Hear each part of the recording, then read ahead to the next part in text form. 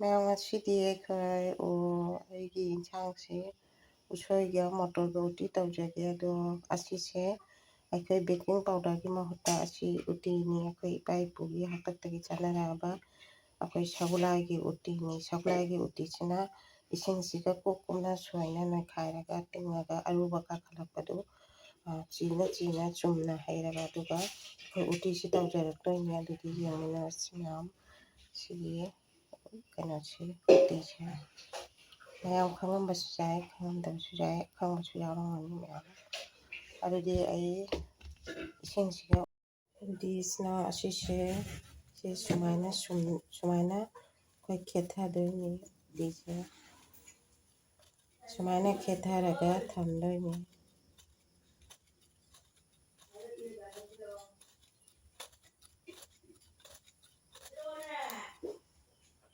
ꯑꯗꯣ ꯁꯤ ꯍꯧꯖꯤꯛ ꯈꯔ ꯌꯥꯝꯅ ꯁꯣꯏꯔꯦ ꯑꯗꯨꯒ ꯁꯤꯁꯦ ꯏꯪꯈꯠꯂꯛꯑꯒ ꯁꯤꯒꯤ ꯃꯍꯤꯁꯤꯒꯅꯦ ꯑꯩꯈꯣꯏꯅ ꯎꯇꯤ ꯇꯧꯗꯣꯏꯁꯦ ꯁꯤ ꯑꯩꯈꯣꯏ ꯏꯄꯥ ꯏꯄꯨꯒꯤ ꯇ꯭ꯔꯦꯗꯤꯁꯅꯦꯜꯒꯤ ꯐꯨꯗꯅꯤ ꯎꯇꯤ ꯃꯍꯤ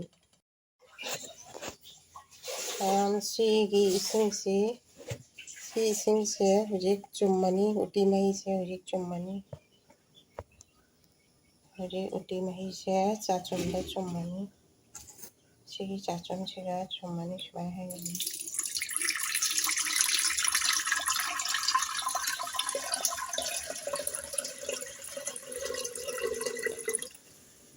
ꯆꯨꯝꯃꯦ ꯍꯧꯖꯤꯛ ꯃꯣꯇꯣꯔꯒ ꯀꯩꯒ ꯍꯥꯞꯆꯤꯜꯂꯅꯤ ꯃꯌꯥꯝꯁꯤꯒ ꯂꯩꯔꯦ ꯉꯁꯤꯒꯤ ꯎꯇꯤꯁꯤ ꯃꯣꯇꯣꯔꯁꯤꯅꯦ ꯎꯁꯣꯏꯁꯤꯅꯦ ꯎꯇꯤ ꯇꯧꯗꯣꯏꯅꯤ ꯁꯤꯡꯅꯁꯤꯒ ꯂꯩꯔꯦ ꯁꯤꯒꯅ ꯂꯦꯕꯨ ꯃꯅꯥ ꯁꯤꯒꯅ ꯆꯅꯝ ꯂꯩꯔꯦ ꯑꯗꯣ ꯃꯣꯔꯣꯛ ꯑꯇꯦꯛꯄꯗꯤ ꯊꯥꯔꯣꯏ ꯍꯥꯏꯗꯤ ꯑꯀꯪꯕ ꯑꯣꯏꯅ ꯀꯥꯂꯤ ꯇꯧꯔꯅꯤ ꯑꯗꯣ ꯃꯌꯥꯝ ꯍꯧꯖꯤꯛ ꯍꯥꯞꯆꯤꯜꯂꯒꯦ ꯉꯁꯥꯏꯒꯤ ꯎꯇꯤ ꯃꯍꯤꯗꯨꯒ ꯁꯤꯒ ꯂꯩꯔꯦ ꯎꯇꯤ ꯃꯍꯤ ꯁꯧꯗꯅ ꯁꯤꯒ ꯂꯩꯔꯦ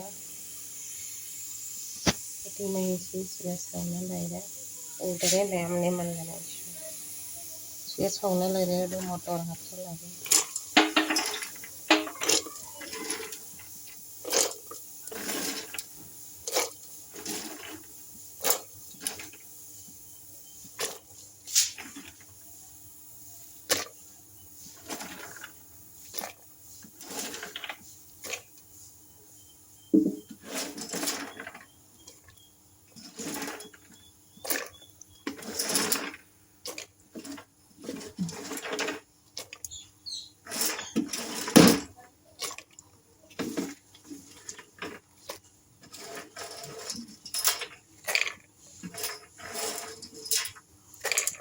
ꯑꯗꯣ ꯍꯧꯖꯤꯛ ꯈꯨꯝꯖꯤꯟꯗꯅ ꯐꯨꯠꯂꯅꯤ ꯑꯁꯤꯁꯦ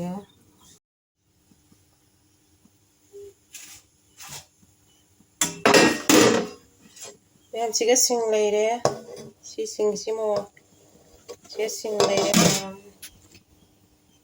ꯁꯤ ꯁꯤꯡꯁꯦ ꯍꯥꯞꯄꯅꯤ ꯍꯧꯖꯤꯛ ꯎꯇꯤ ꯐꯨꯠꯄꯁꯤꯒ ꯎꯇꯤ ꯐꯨꯠꯄꯁꯤꯒ ꯁꯤꯡꯁꯦ ꯍꯥꯞꯆꯜꯂꯦ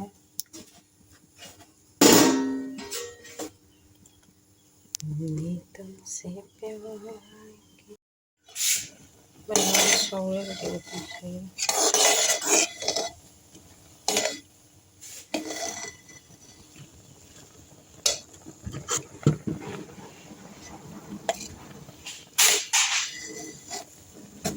उतीसे सौरे में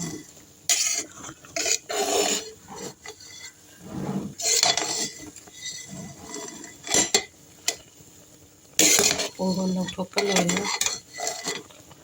ओवन लौटोका बनना है ये मुला अने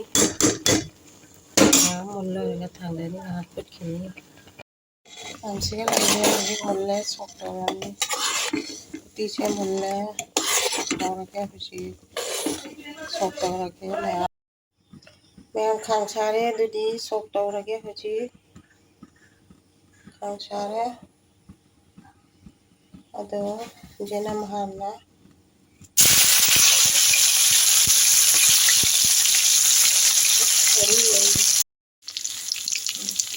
मोरक चाकन है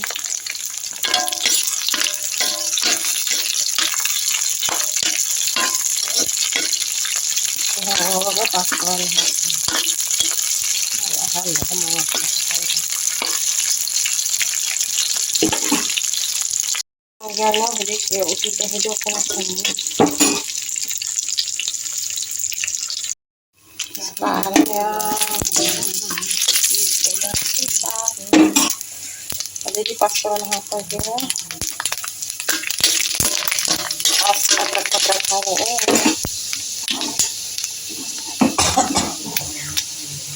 Di may jahijan na. Uti jahijan ba naman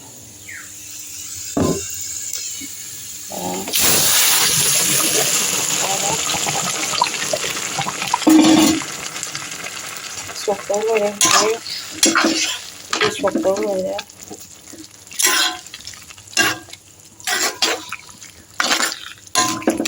Hấp xong rồi nhé.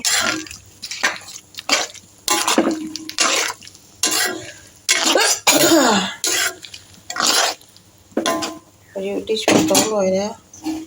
Hấp xong rồi là có. Ang darang kumpanya mereka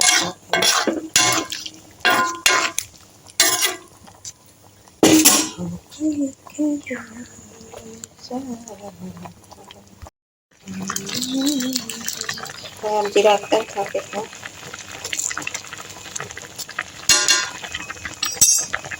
Itu lebih mudah ya.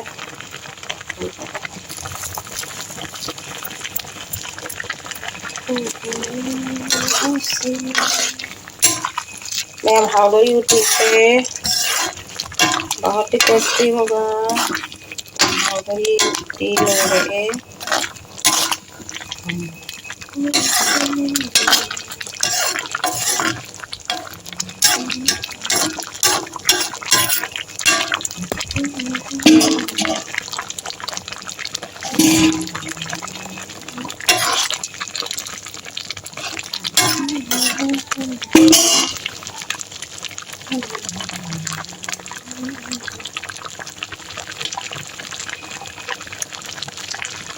Nah, uti sa loire, hawanin uti saka loire.